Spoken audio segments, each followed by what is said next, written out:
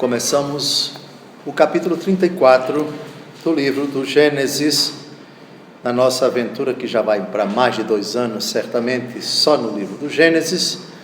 Hoje vamos tratar de um episódio marcado ao mesmo tempo por dor, arrependimento, vingança. É o primeiro derramamento de sangue coletivo na Bíblia. É também o primeiro estupro na Bíblia. Disse o primeiro porque não é o único.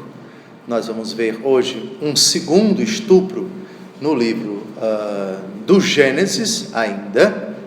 Uma jovem chamada Tamar, mas não é a Tamar com Judá, é outra Tamar. Não no livro do Gênesis, perdão, ainda no Antigo Testamento, no Antigo Testamento. E o primeiro texto que nós evocamos aqui para abrir o nosso estudo do capítulo 34, o estupro de Dina, ou de Diná, vamos ficar com a tradução Dina, a pronúncia Dina, é o sofrimento de toda a família, mas principalmente do pai dela. O pai dela, vamos lembrar do mal que ele fez, da usurpação do direito de primogenitura que era do seu irmão, sua esperteza junto ao seu irmão, o episódio do prato de lentilhas e também o engodo que acabou por enganar, por ludibriar o velho Isaque, o episódio da bênção de Jacó. Gálatas capítulo 6, versículos de 7 a 8. Esse texto é importante porque revela que certos sofrimentos na nossa vida são, de certa forma, acarretados, atraídos por nós mesmos, pelos nossos erros, pelos nossos pecados, pela nossa malícia, pela nossa miséria. Gálatas capítulo 6, versículo 7. Não vos enganeis, de Deus não se zomba. O que o homem semeia, isso mesmo colherá. Quem semeia na carne, da carne colherá a corrupção. Quem semeia no Espírito, do Espírito colherá a vida eterna. O que o homem semeia, isso ele colherá. Jesus vai dizer em outra ocasião: com a medida com que medirdes os homens, sereis medidos vós. E aqui a gente vai perceber que o mal que Jacó fez ao seu pai com a ajuda de sua mãe, o mal que ele fez ao seu irmão lá no passado, agora de certa forma ele colhe. É um episódio que vai causar extremo constrangimento e profundo sofrimento para o velho pai, que já está ali residido em Siquém, e depois desse episódio vai sair dali. Bem, vamos então ao texto, Gênesis capítulo 34. Dina, a filha que Lia tinha dado a Jacó, saiu para ver as filhas da região. Antes vamos dar uma olhada, por favor, na árvore genealógica de Jacó, para nós vermos quem é Dina. Aqui estão as mulheres com quem Jacó, agora já podemos chamá-los de Israel, não é? Ele já lutou com o anjo, teve o seu nome mudado. Foram 4 mulheres, 2 irmãs, a mais velha Lia, a caçula Raquel, a escrava de Lia, Zelfa, aqui chamada de Zilpa, e Bala, aqui chamada de Bila. Com cada uma delas ele teve filhos. Ainda vai nascer Benjamim, como nós sabemos, de Raquel. E aqui nós temos os filhos de Lia: Ruben, Simeão, Levi, Judá, Issacar, Zebulon ou Zabulon, Diná ou Dina. É esta menina aqui. Onde nós estamos? Nós estamos em Siquém. Por favor, vamos ao mapa. Aqui está Siquém, atual Nábulos, território palestino, não é? autoridade palestina, não é Israel, o território é Israel sim, mas está ocupado pela autoridade palestina. Aqui está, Siquém. A cidade de Sicar, no tempo de nosso Senhor Jesus Cristo, o episódio da samaritana. Muito bem, ela sai para ver as filhas da região. O texto não é mais claro. Teria ela contraído amizade, teria visitado as amigas, as vizinhas, teria ido Dina para uma festa, a convite de alguém, com a participação de alguém, teria ido acompanhada por alguém? O texto não diz. Estamos diante de uma adolescente que tenha talvez a idade de 14 anos. 14 anos. A palavra Dina, nós já sabemos o que significa. Dina significa julgada ou então vingada. Lembram daquele episódio de Lia disputando com Raquel, uma querendo dar mais filhos para Jacó, para obter o amor dele, etc. Lia nunca conseguiu. E quando nasceu Dina, ele a chamou assim, a filha única de Jacó. É quase que instintivo que das mais novas, e sendo a única mulher, dos filhos mais novos, ela como caçula ou quase caçula e como mulher, devia ter todo o gosto, todo o mimo do seu pai e da sua mãe. Devia ser muito querida, devia ser muito mimada pelo seu papai e pela sua mamãe. Estamos diante de uma garota que está em plena puberdade, uma menina virgem, solteira, inocente, e que vai passar por esse terrível, por esse horrível constrangimento. Muito bem, saiu para ver as filhas da região. Entenda-se por filhas da região, os cananeus que moram por ali. Bem, versículo 2. Tendo-a visto Siquém, filho de Emor, o Eveu, príncipe daquela terra, raptou-a e dormiu com ela, violentando-a. Bem, temos algumas informações aqui que precisamos dar. A primeira é o adjetivo para Siquém, filho de Emor, o Eveu. Quem são os Eveus? Os Eveus são um dos antigos povos de Canaã. Lembrem-se que aquela terra que hoje se chama Israel, antes era habitada pelos cananeus. E os cananeus são descendentes de Noé. Vamos a Gênesis capítulo 10, versículo 17, para ver essa tribo lá atrás. Canaã, vocês já sabem, é um dos filhos de Cã. Cã é um dos 3 filhos de Noé. Quem são os 3 filhos de Noé? Sem, Cã e Jafé.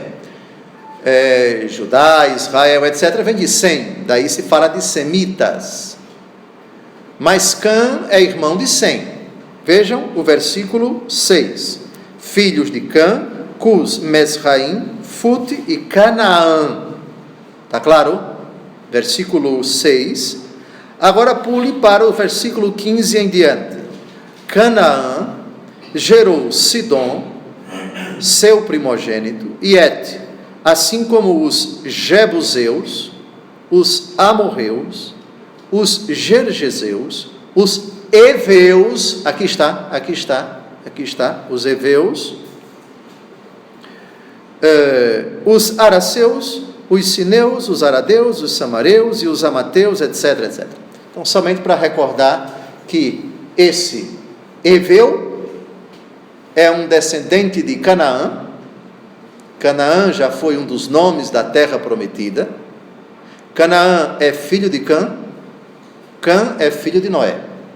Se Cã é irmão de Sem e a descendência de Abraão vem de Sem, estamos diante de o que aqui?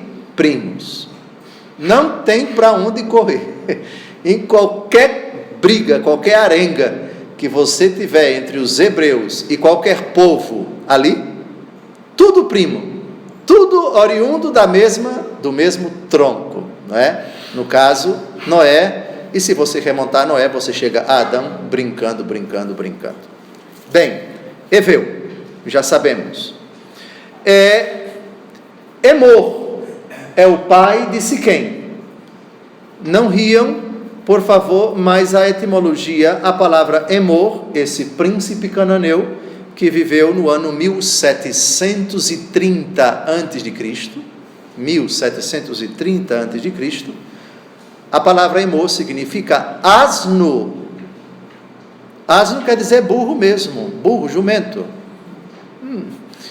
Alguém pode até rir, mas que absurdo você. Absurdo para nós, mas para aquele tempo, muitos eram os motivos que levavam o pai ou a mãe a dar o nome a um filho seu. Não me perguntem por que asno, mas Emor significa asno. Siquém, filho de Emor, segundo o famoso historiador judeu, que depois passou para o lado dos romanos, Flávio Joséfo, quer dizer rei. Siquém quer dizer rei. Muito bem. Vocês se lembram que, somente para recordar o final do encontro passado, foi desse homem, Emor, que Jacó comprara um campo, depois que ele atravessou, que ele veio do que hoje é a Jordânia, atravessou o Rio Jordão e chegou à cidade de Siquém e comprou um campo. Vamos dar uma olhadinha, Gênesis 33, 19. A gente viu isso na aula passada, se não me engano. Gênesis 33, 19. Comprou por 100 moedas de prata aos filhos de Emor, pai de Siquém, o pedaço de terra onde havia levantado sua tenda. Levantou aí um altar, ao qual chamou El Deus de Israel. O preço, já sabemos, 100 moedas de prata. Bem, e finalmente, o que o versículo 2 descreve é o que até hoje em Israel, e por que não dizer na nossa sociedade, pelo menos entre os cristãos, entre nós, é considerada esta ação uma infâmia. O estupro de uma moça, de uma garota, de uma adolescente, inocente, não prometida em casamento, portanto, desabrochando agora, uma garotinha, é causa de humilhação extrema e de uma aflição inominável. Esse é o sentimento de Israel para a violação sexual de uma mulher, qualquer mulher, mas a dor é particularmente maior quando se trata de uma garota adolescente. Bem, vamos, como eu havia dito, dar uma olhadinha em outro estupro, não no livro do Gênesis, mas no segundo livro de Samuel. Tamar vai ser estuprada.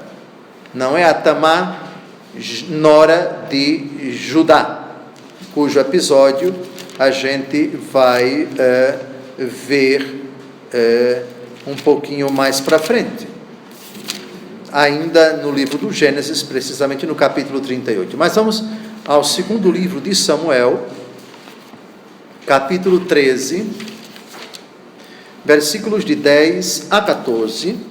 Anon disse então a Tamar: traze o prato no meu quarto, para que eu coma de tua mão. É uma tática desse mau caráter que quer estuprar a moça, e vai conseguir. Tamar tomou os pastéis que fizera e levou-os ao seu irmão no quarto. Detalhe, é um irmão estuprando uma irmã. Que horror! Um irmão estuprando uma irmã. E quando ela os oferecia a Anon para que comesse, este segurou-a, dizendo: vem, deita-te comigo, minha irmã. Não, meu irmão, disse-lhe ela, não me violentes. Não se faz uma tal coisa em Israel. Não cometas semelhante infâmia. Aonde levaria eu o meu opróbrio? e tu serias olhado como um ímpio em Israel. É melhor que fales ao rei, ele não recusará dar-me a ti. Mas ele não quis dar-lhe ouvido, e como era mais forte que ela, violentou-a e se deitou com ela. Infâmia. Vocês perceberam aí no versículo 12? Infâmia. São muitas as infâmias em Israel. O estupro de uma mulher é dessas infâmias. Muito bem, versículo 3.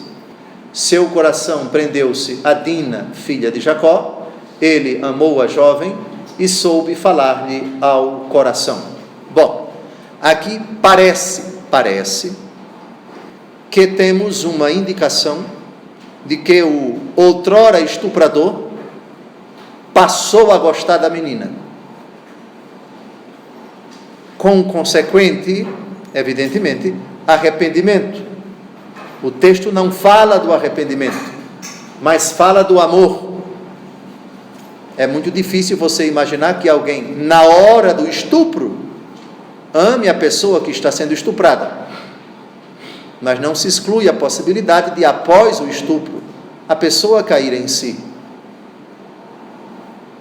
e passar a amar aquela que ele estuprou. Prendeu-se a Dina, filha de Jacó. Ele amou a jovem e soube falar-lhe ao coração. Aqui nós temos uma forma antiga de se traduzir uma relação que supõe correspondência. Soube falar-lhe ao coração. E coração aqui entendido como o íntimo da pessoa, ele conseguiu chegar ao coração dela. Seria um indício de que ele conseguiu o perdão dela? Não sabemos exatamente, provavelmente sim.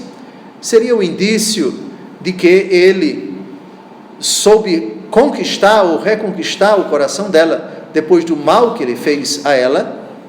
Não sabemos com exatidão, mas é provável que sim.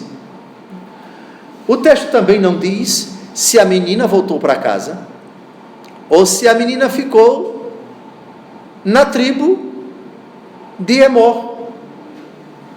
Ou seja, o menino levou a garota para a casa dele. Ela não voltou para a casa do pai. E parece que essa versão é plausível, porque Jacó vai ao encontro de Emor. E daqui a pouco ele vai dizer, olha, se não tiver acordo, nós vamos levar a menina embora. Aliás, vamos dar uma olhada, por favor, no diálogo que vai acontecer no versículo 17. Mas se não nos quiserdes ouvir e não vos deixardes circuncidar, tomaremos nossa filha e nos retiraremos. Ou seja, dá a impressão de que o diálogo que aconteceu numa tentativa de composição entre o pai do estuprador e a família da estuprada aconteceu em território de Emor. Ou seja, provavelmente a menina, depois do estupro, foi levada para a casa de Siquém, o estuprador, o que causou constrangimento certamente para o pai Emor, e o filho vai pedir ao pai que ele consiga que os dois se casem. Como naquele tempo esse casamento era contratado, era um contrato entre os pais do jovem e os pais da jovem, essa formulação tinha que ser apresentada.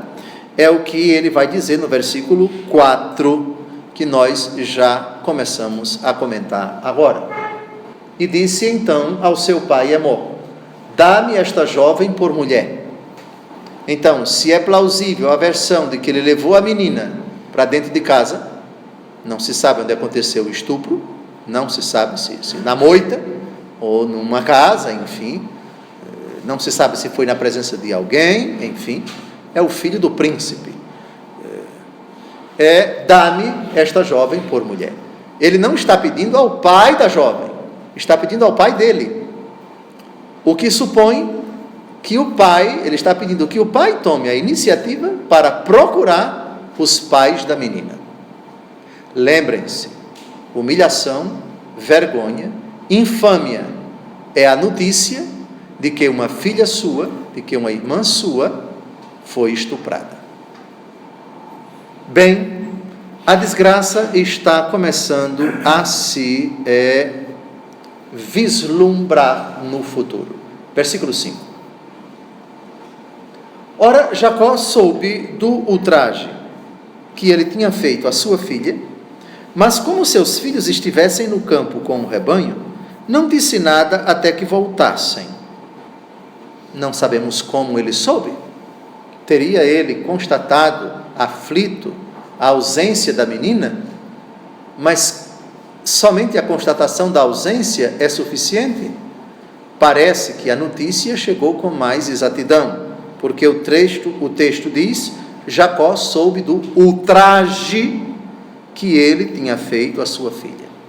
Então, chegou aos ouvidos de Jacó uma informação mais ou menos precisa. Foi estuprada, e foi estuprada por fulano. Está angustiado, está aflito. Seus filhos estão no campo. Ele aguarda. O texto não diz que ele falou para a esposa. Não diz. Ou seja, Lia. Nem diz que falou para Raquel, nem para as escravas, nem para os filhos. Não, que os filhos estavam trabalhando. Muito bem. Avancemos.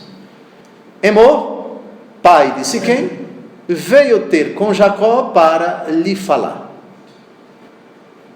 Parece que o pai atende ao pedido do filho. Vai procurar o pai dela para tentar convencê-lo a aceitar que eu me case com ela. Versículo 7. Quando os filhos de Jacó, voltando do campo, souberam o que se tinha passado, indignaram-se muito, porque Siquém se tornara culpado de uma grande infâmia contra Israel, dormindo com a filha de Jacó. Isto são coisas que não se fazem. E não se fazem por dois motivos. O primeiro motivo é o estupro em si, que é inadmissível, que é uma infâmia, como o próprio texto já diz no versículo 7. E o segundo é que hebreu nenhum, desde Abraão, atenção, desde Abraão, já estamos no tempo de Jacó, mas Isaac ainda é vivo, Abraão estabeleceu um limite: ninguém casa com cananeia. Lembram disso? Não existe possibilidade de alguém da nossa tribo, nós que acreditamos no verdadeiro Deus, Javé, que nós nos casemos com cananeias. Nenhuma relação de matrimonial, nenhuma relação matrimonial com cananeus. Vamos lembrar, Gênesis 24, 3. Vocês lembram quem foi que ele mandou para Padã Arã para conseguir uma esposa para Isaac, que acabou sendo Rebeca, prima? Gênesis 24, versículo 3. Vamos ler em voz alta. Gênesis 24, versículo 3. Todos juntos.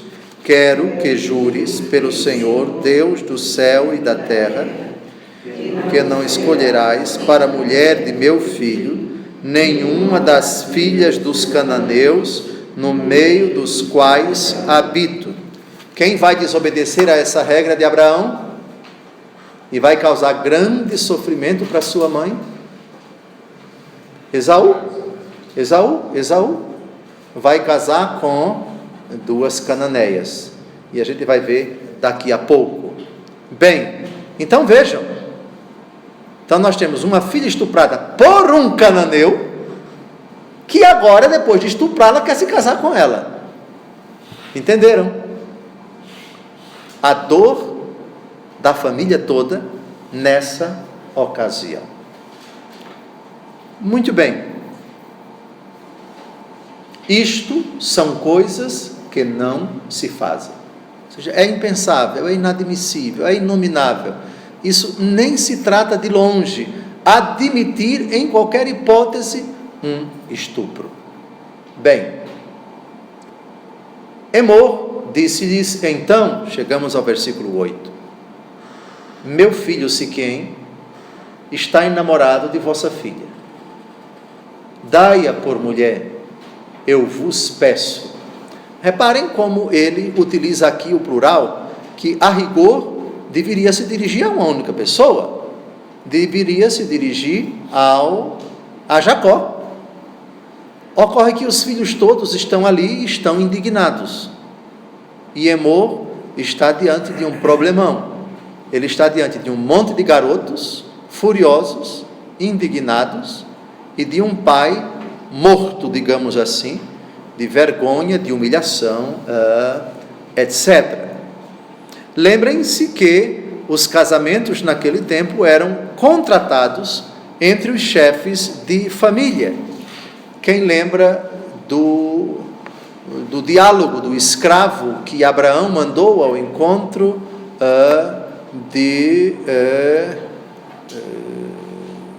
do pai de Rebeca? Lembram? Gênesis capítulo 24, de 50 a 51, vamos dar uma olhada. Gênesis 24, de 50 a 51, Labão e Batuel. Tomaram então a palavra, do Senhor veio tudo isso, disseram eles, nada temos a dizer, eis aí Rebeca, toma e parte, que ela seja a mulher do filho de teu Senhor, como o Senhor disse. Lembram disso? Batuel e Labão. Labão vai ser o pai de Lia e Raquel. Aqui, Rebeca está partindo para se casar com Isaque. Labão voltará a aparecer depois, já adulto, pai de Lia e de Raquel. Aqui, Batuel, que é o pai, com a presença, com a anuência também do seu filho Labão, ele contrata, por assim dizer, minha filha está autorizada a partir para se casar com o primo dela. Primo que ela nunca tinha visto. Mas o contrato do casamento é feito com o pai. Muito bem, e aqui nós estamos no versículo 8, numa tentativa de contrato. Ou seja, Emor, o contratante da parte do menino estuprador que agora está enamorado, entenda-se arrependido, realmente quer assumir a menina, o texto também não diz que ela ficou grávida, independente disso, ele quer se casar com ela, está enamorado dela, e do outro lado, o outro contratante, que é Jacó, que está acompanhado, rodeado dos seus filhos. Avancemos. Aliai-vos conosco, dai-nos vossas filhas e desposai as nossas. Aqui parece que Emor não demonstra apenas o propósito de resolver um problema pontual, o problema da honra da menina e o desejo do seu filho de se casar com ela. Aqui já temos um espertalhão que quer muito mais do que isso. Vamos dar uma olhada, por favor, nos versículos de 21 a 23. De 20 a 23. Esse Emor de bobo não tinha nada, aproveitou a ocasião para, digamos assim, dar um golpe, se é que podemos dizer, em Jacó e nos seus filhos. Emor e seu filho foram à porta da cidade e disseram a seus concidadãos: estes homens são pacíficos conosco, fiquem eles na terra e possam aí circular. Se a proposta dele fosse apenas esta, se o motivo fosse apenas este, tudo bem, só que ele não estava querendo só isso, não. Aliás, o que ele vai dizer depois leva a crer que esse versículo 21 é mentira, é hipocrisia. Vamos ao texto. A região é bastante espaçosa para eles, tanto para a direita como para a esquerda. Desposaremos suas filhas e elas desposarão as nossas. Mas vem mais. Mas eles só consentem em ficar conosco de modo a fazermos todos um só povo, com a condição de que todos os nossos varões sejam circuncidados como o são eles mesmos. Agora vem a esperteza. Agora vem o olhar que enxerga longe. Com isso, os seus rebanhos, os seus bens e todos os seus animais, tudo não será nosso? Aceitemos, pois, suas condições a fim de que se estabeleçam entre nós. E eles vão se deixar convencer e vão se fazer circuncidar e vão cometer esse erro fatal. Mas a gente chega daqui a pouco lá. Então vejam, o que o filho pedia era apenas que fosse consentido o casamento dele com ela. O pai do menino enxerga longe. Não, por que somente essa história? Não é? Isso faz lembram da lenda de Troia, da batalha de Troia, não é? Foi Heitor que se apaixonou por Helena? Heitor, muito bem, por causa desse amor entre os dois lados criaram uma guerra para se destruírem, né? E Troia acabou sendo dizimada, porque entraram Aquiles, Menelau e toda a frota, e aquela batalha que a gente já sabe da famosa epopeia da mitologia grega. Pois bem, muito bem, voltemos agora ao versículo 9. Aliai-vos conosco, dai-nos vossas filhas e desposai as nossas. O filho queria apenas se casar com a menina. O pai enxerga mais longe, com esse sentimento espúrio que a gente já viu no versículo 23. Habitai no meio de nós, pois a terra estará à vossa disposição. Podereis estabelecer-vos e negociar nela e adquirir propriedades. É uma maneira de dizer: eu vou dar todas as benesses para esse povo, eu não quero briga com eles. Enfim, o texto não diz se a tribo de Siquém e de Emor era uma tribo pequena. Parece que era, parece que havia poucos homens, tanto é que na hora do massacre cita-se apenas Simeão e Levi com as espadas na mão, os dois. Portanto, para matar os homens, somente 2 homens, a quantidade de homens da tribo não devia ser grande, mas a gente vai tratar disso daqui a pouco. O fato é que havia bastante terra, diferentemente da terra que era usada por Ló e por Abraão. Lembram que as 2 tribos, os 2 rebanhos, as 2 famílias precisaram se separar, porque não tinha terra suficiente para os escravos, para os filhos, para os entes queridos e para os animais ali naquela região, nas proximidades do Mar Morto. Então Abraão foi para o que hoje é Hebrom e Ló foi para o que para o que antes era Sodoma e Gomorra. Mas aqui tem terra suficiente, terra abundante.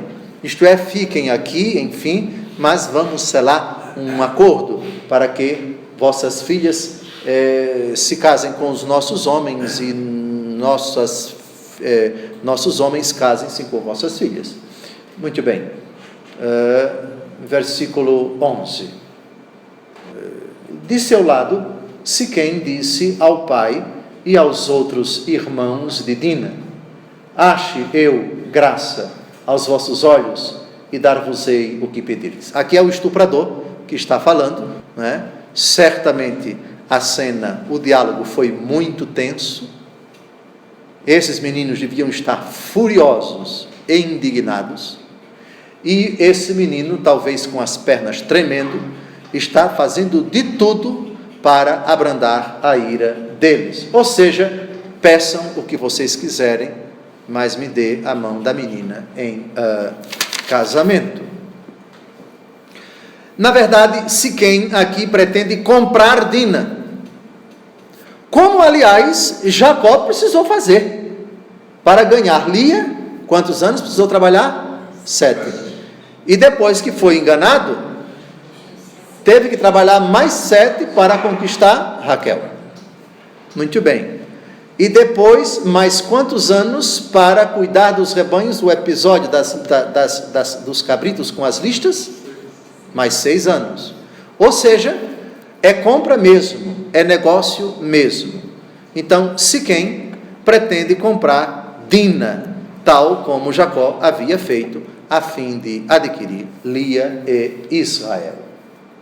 E ele ainda insiste, versículo 12, seja qual for o preço de compra, e ele diz o preço de compra, ou seja, a menina eu vou comprá-la, e os presentes que exigirdes, o que me fixardes, isto eu darei, contanto que me deis a jovem por mulher. Daqui é importante a gente dar uma olhadinha agora no livro do Êxodo, para ver como essa questão da sedução de donzelas foi regulamentada na legislação de Moisés. Moisés, lembrem-se, é muito tempo depois disso daí. Está claro? Moisés é quase 400 anos depois desse episódio. Vamos dar uma olhadinha em Êxodo 22, de 16 a 17. Êxodo 22, de 16 a 17. Se um homem seduzir uma virgem que não é noiva e dormir com ela, pagará o seu dote e a desposará. Se o pai recusar ceder-lhe, pagará em dinheiro o valor do dote das virgens. Mas isso é depois. Essa lei não tinha ainda entre os hebreus. Lembrem-se que estamos no começo do povo eleito. Abraão, Isaque e Jacó. Estamos bem antes de Moisés. E como se lavava a honra naquele tempo? Sangue. Sangue derramado. Voltemos para o versículo 12. Bem, era isso que eu tinha a dizer. O menino está insistindo. Siquém está realmente querendo a qualquer custo, não é? Que a família diga qual é o preço que ele quer pagar. Versículo 13.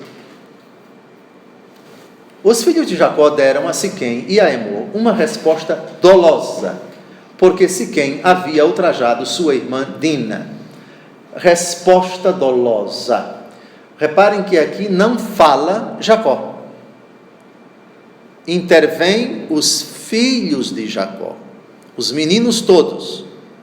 E reparem que a expressão os filhos de Jacó, não necessariamente apenas os filhos de Lia.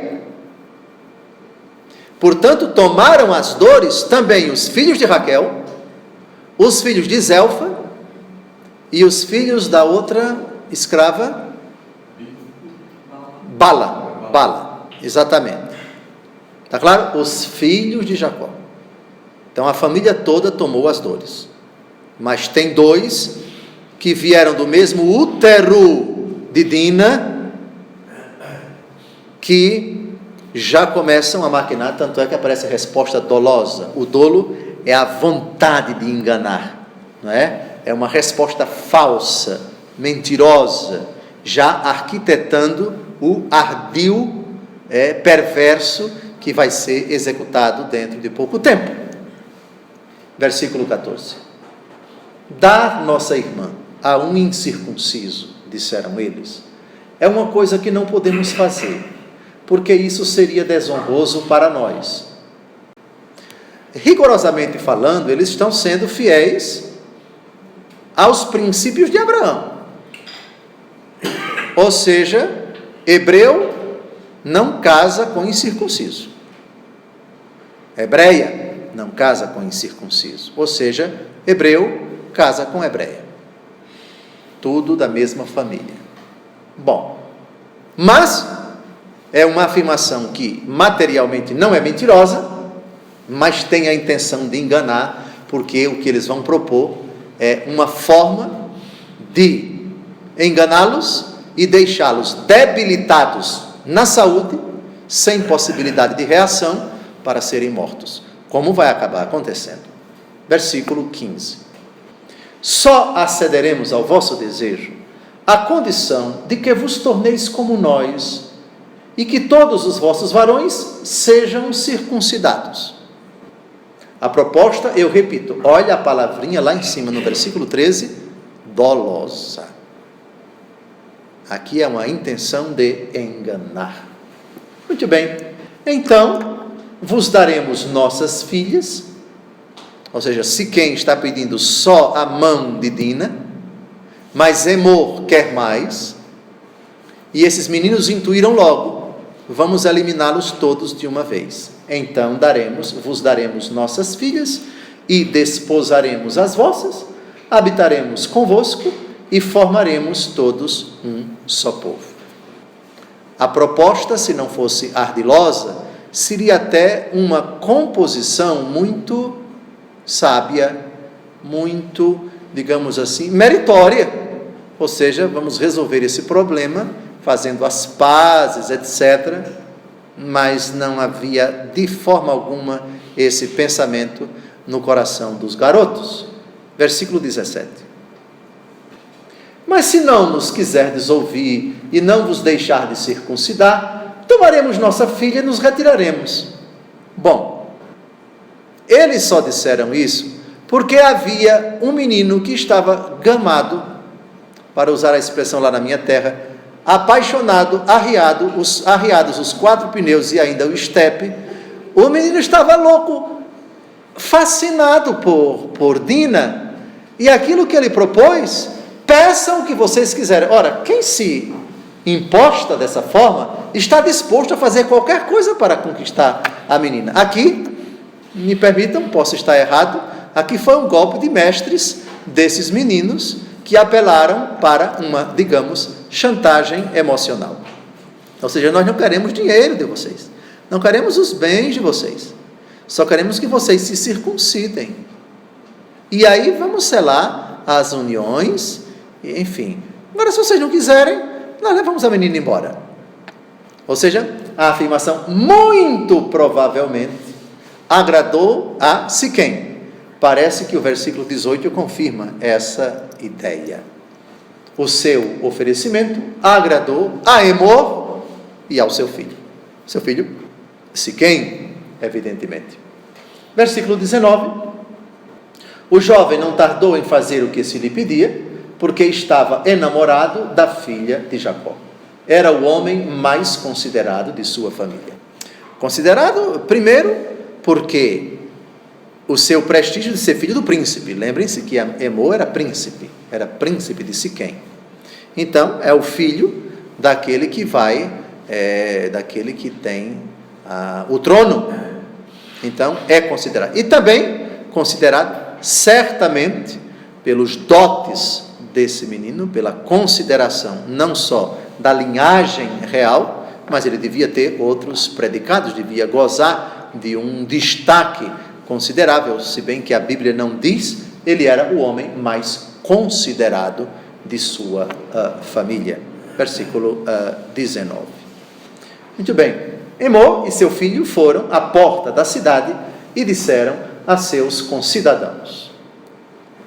Porta da cidade, nós já vimos quando o chefe da cidade, o rei, enfim, quando alguma coisa que tocava a todos precisava ser tratada, os homens todos da cidade eram convocados para a porta da cidade. Aliás, a gente já viu isso.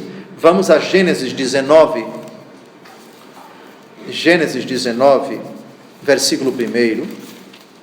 A gente, quando tratou de Ló, Sodoma e Gomorra, a gente viu que Ló certamente gozava de um grande prestígio na cidade de Sodoma. Vejam, pela tarde chegaram os 2 anjos a Sodoma. Ló, que estava assentado à porta da cidade, ao vê-los, levantou-se e foi-lhes ao encontro e prostrou-se com o rosto por terra, na porta da cidade. Ele devia estar sentado, ocupando um posto de destaque. Ele era uma espécie de juiz, uma espécie de prefeito, uma espécie de magistrado, não sabemos. O fato é que ele estava num lugar de destaque, exercendo a sua função.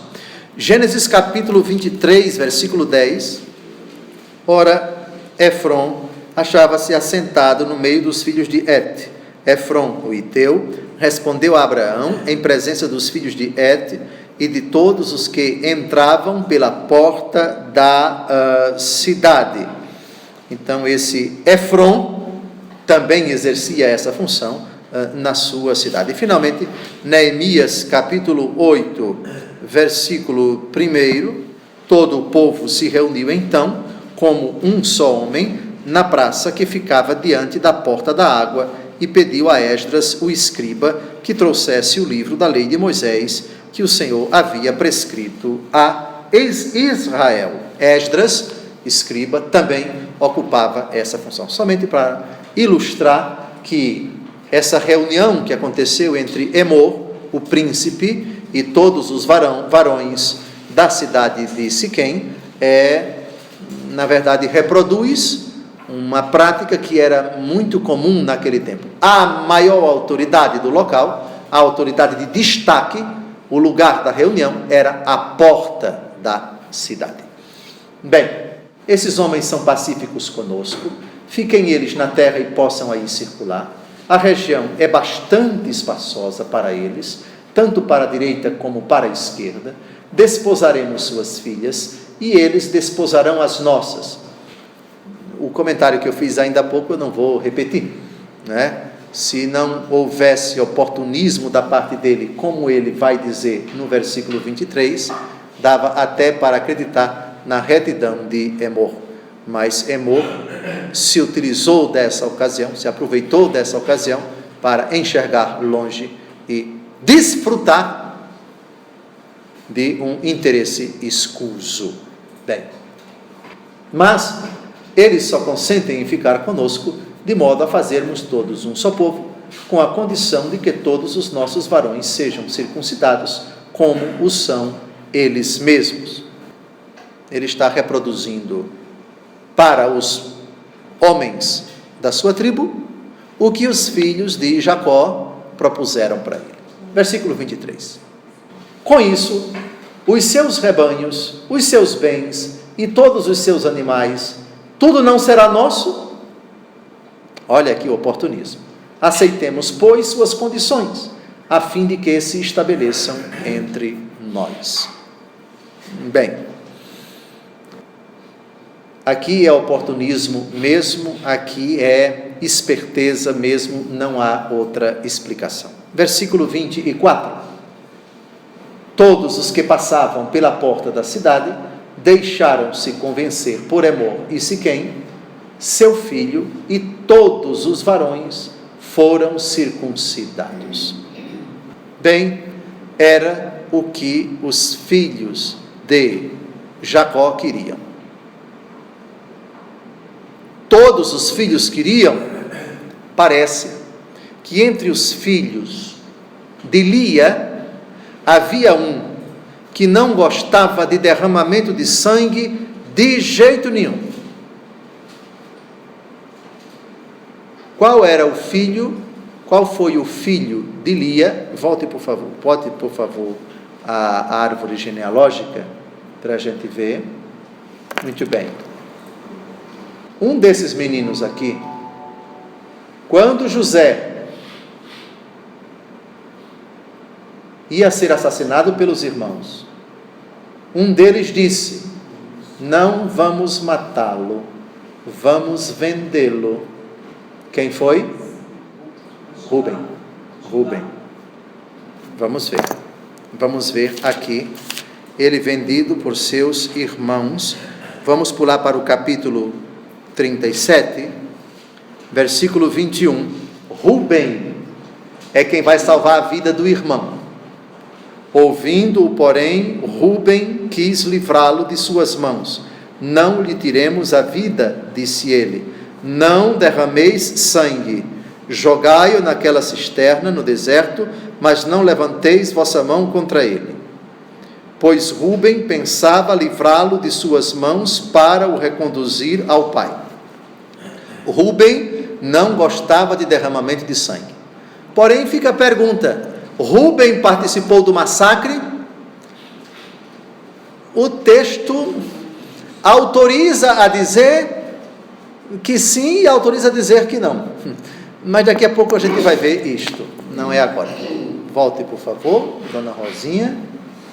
Muito bem. Todos os varões foram circuncidados. Muito bem. Agora vamos ao massacre propriamente dito. No terceiro dia, atenção aqui a essa informação. No terceiro dia, pode-se entender 3 dias depois daquela consulta, na porta da cidade, ou 3 dias depois do acertamento, por assim dizer. Ou seja, Emor voltou a se comunicar com Jacó, ou com os filhos, e aí ficou acertada a cerimônia, digamos assim, de circuncisão coletiva. Todos os machos vão ser circuncidados. Bom, no terceiro dia, seria, quanto tempo se conta? É a partir daquela reunião? Não sabemos. Bom, estando todos ainda doentes, entenda-se, convalescendo das dores próprias da circuncisão, que consiste em cortar o prepúcio, que é a carne que une a cabeça do pênis à pele que cobre o pênis. Muito bem. Estando todos ainda doentes, ou seja, fragilizados, sem oferecer resistência alguma, os 2 filhos de Jacó, Simeão e Levi, irmãos de Dina, tomaram cada um sua espada, penetraram na cidade, que de nada desconfiava, e mataram todos os varões. Bem, que de nada desconfiava.